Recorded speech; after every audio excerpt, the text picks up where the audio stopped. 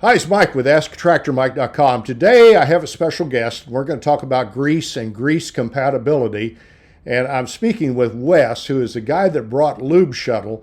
And we can talk about Lube Shuttle a little bit later to North America.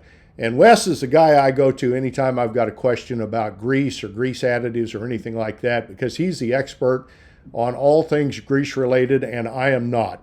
So Wes, welcome today. First off, I want to talk about this letter I got, and the letter I got, I'm going to try to pronounce the name right, came from Sabine, and Sabine is thinking about buying a used tractor.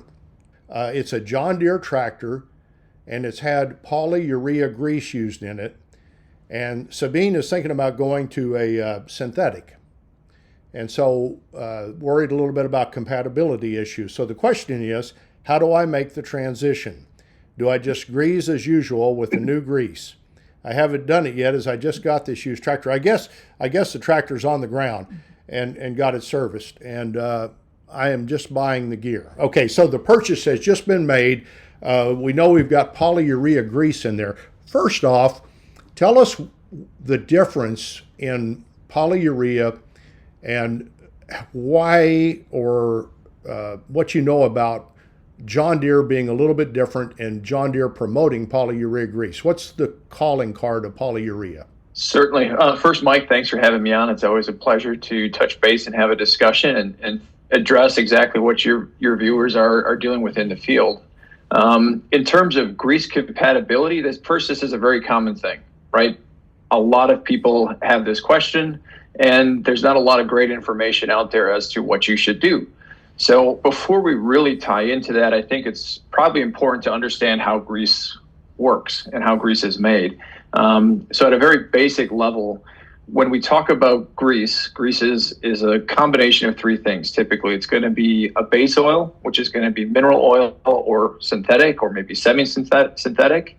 And then we're going to have a thickener, which is going to hold the grease together. And then we're going to have additives. So when we break it down, typically 80 to 90% by weight is going to be mineral oil or synthetic oil. So it's going to be that base oil stock. That's the majority of the grease in every grease.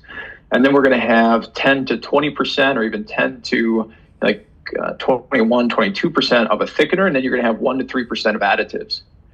And so when you look at it like that way, initially you think like the compatibility issue is going to come from the base oils, right? Because it's mostly made of a base oil. And the reality is compatibility really comes down to the thickeners being used in the grease. So what the thickener does, you can think of it kind of like a sponge, right? So the thickener is this sponge, absorbed in that sponge is the base oil and the additives. And over time, that thickener allows for the slow release of the oil and additives blended together to come out and provide lubrication. The thickener itself isn't doing any lubricity. It doesn't have any lubricity properties whatsoever. So the different thickeners we use offer us different advantages in certain cases. It might be more water resistance, more mechanical or oxidation stability, or it might just be a price point thing, right? So when we look at compatibility and we say our grease is compatible, we're really looking at, are the thickeners in the grease compatible? So what happens when grease thickeners aren't compatible is typically one of two things. You'll have grease bleed out. So the sponge is no longer going to have its integrity, and all the oil and all the additives are going to go out of the grease, and you're going to be left with a thickener which has no lubricating properties. And in the other case, what it can do is actually kind of harden the thickener, and that's going to be a very extreme case. But those are kind of the two options. And then you can have some minor incompatibility issues with additives, but additives for the most part in the oil and lubricating world are going to be pretty compatible across the board because they're coming from some of the 3 or 4 major suppliers in the world. So they have a nice line of compatibility. The good news is most greases out there are designed to be compatible. Typically, you're going to hear about like, oh, it's a lithium grease, it's a calcium grease, it's a polyurea grease. Now, the bad news is we're not too complicated yet, but the bad news is it gets more complicated. So there's 3 or 4 different kinds of lithium. There's 3 or 4 different kinds of calcium that we use, and the compatibility is going to vary within those. Now, polyurea and what John Deere is doing, that's a little bit of a special situation. So polyurea historically is not a grease that's compatible with other greases. And it causes basically thickener breakdown. So you're going to see a lot of oil bleeding out. So if you got polyurea grease in a joint and you put in lithium grease, you're going to see a lot of oil running down where that bearing is or where that bushing is. And that's just called oil bleed out. So that thickener has lost its integrity. Polyurea does this with almost every other type of grease out there. And that's what makes it a little bit hard to deal with, okay? So not a lot of companies use polyurea grease. Now, polyurea thickened greases do have a lot of advantages. They're exceptionally stable, being the main thing, and they have a good longevity, so they don't oxidate and dry out typically. The hard part is they're hard to find, they're really expensive, and then they do have some downsides as well. And one of the biggest downsides is that compatibility issue. So typically, if you have a polyurea grease, you're kind of stuck using a polyurea grease. Now, to take that a little step further, there are 2 ratings for polyurea. One is considered shear stable and one is not rated for shear stability. So a shear stable polyurea grease is going to be compatible with most greases out there, right? So that's kind of the rub. Polyurea grease is going to be compatible with kind of everything out there, or it's not going to be compatible with anything else. And during COVID, we had a lot of issues finding polyurea. It was hard to track down. It was hard to import. So a lot of companies that were using shear stable polyurea ended up using non-shear stable polyurea, and it just created a bunch of downstream negative effects.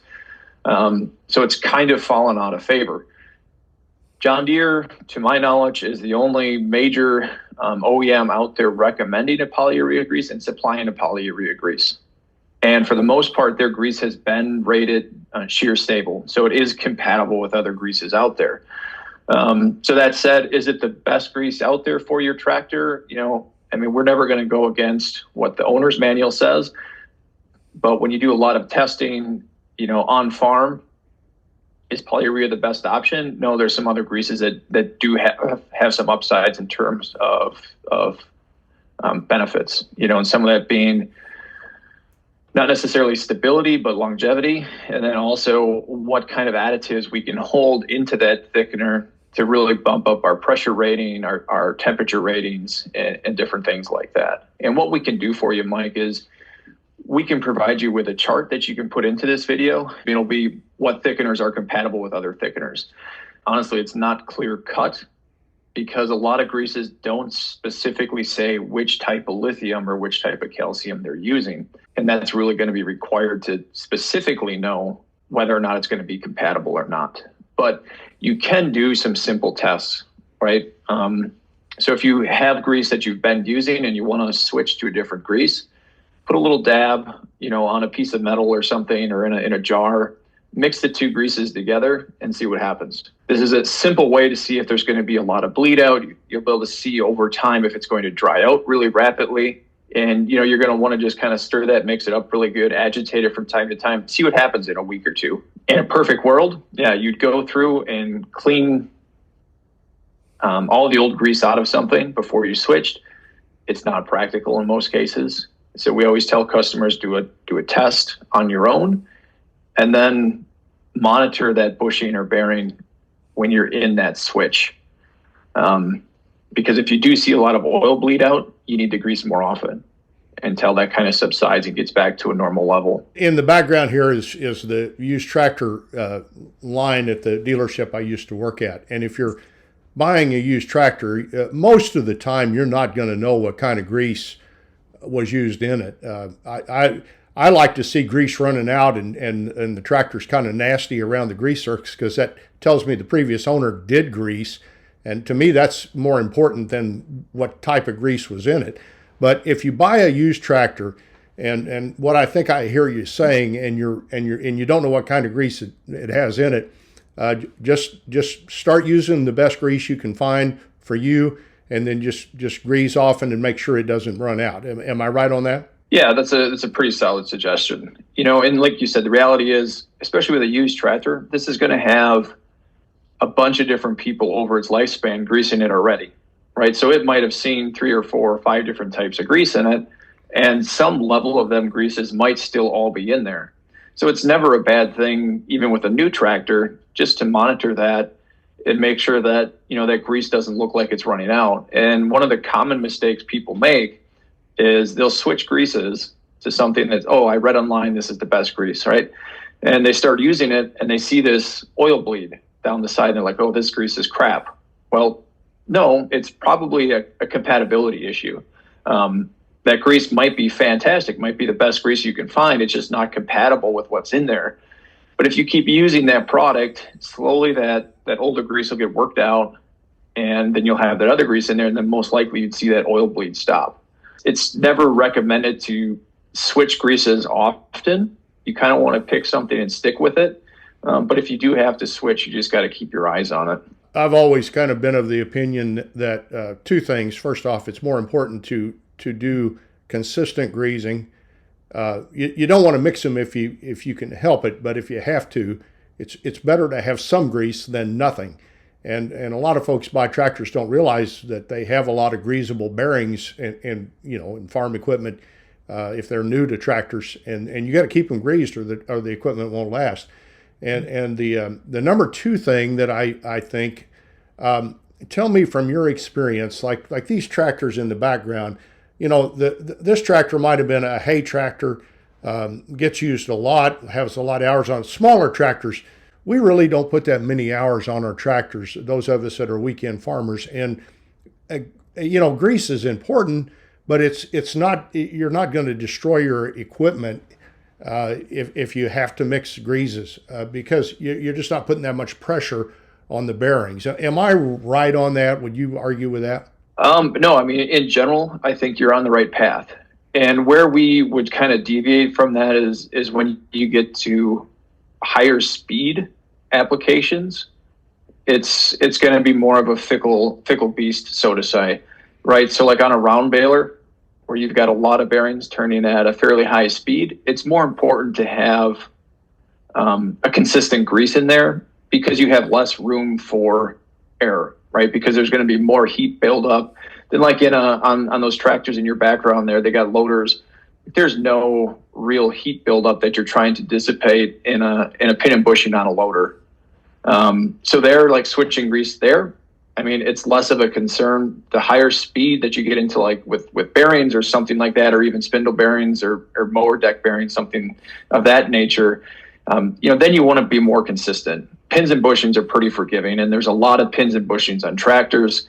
There's really not a lot of high speed bearings in the ag world. Round balers are one of the few. So relax. Grease often, try to grease consistently with the same grease. And if you get a used tractor and it's got a different grease, just use the grease you want until the old grease is worked out and you'll be fine, right? Yeah, that's good advice. And I'll give you just some quick, easy tips, right, for when you're selecting a grease. The main thing to look at, especially with tractors, because they do sit a lot, is that you want something that's going to be relatively stable. So it's going to be stable oxidatively, mechanically, and it has a shear rating, right? And an easy way to tell that, you don't have to go to the data sheet and try to sort through that headache. If you you're at a hardware store buying grease, and you take the cap off the tube of grease and you look at it, if it visibly looks dried out and is cracked, it's not a very stable grease. So it's in a sealed container, right? And it's already drying out and it's already cracked. So when you go ahead and you put that on your tractor and your tractor sits over the winter months, or it's at a cabin or something or property you don't go to every weekend, that grease is drying out, and that's going to cause issues down the line. So if you're at a store buying grease, one, I would stick in general to like lithium greases or calcium greases. Calcium greases are always going to outperform a lithium grease. So pick one of those, and they're going to be easy to find in general, as opposed to something that's maybe a little bit off the wall. Polyurea greases you're not going to typically find at a hardware store. So pick out that one kind of grease or one brand of grease, open it up, see what it looks like. You know, it's kind of like a car. You kick the tires, you look for dents. With grease, you take the top off, see if it's dried out, see if it's cracked. It'll tell you a lot about the stability of the product. And then you're eliminating a lot of potential issues for yourself. There's a lot of misinformation out there. And at this level, you know, like on a hobby farm or even a large farm, the main thing is greasing. You got to get out there and you got to do it. It's a little bit less of a concern about what the product is, but you definitely got to be putting grease in there and doing it routinely. Well, I'm going to put a plug in for your product right now, and I'm going to put a link right up here. Lube Shuttle is a grease gun that's built in Germany, high quality grease gun with a screw-in grease tube, and it will change your life. If you grease a lot, you won't hate it as much as you did. It doesn't make a mess, and you don't have to fish a fiberboard tube out of a grease gun to change from one tube to another. It's a life changer. I highly recommend it. And Wes, appreciate you being with us today. You bet. Thank you, Mike.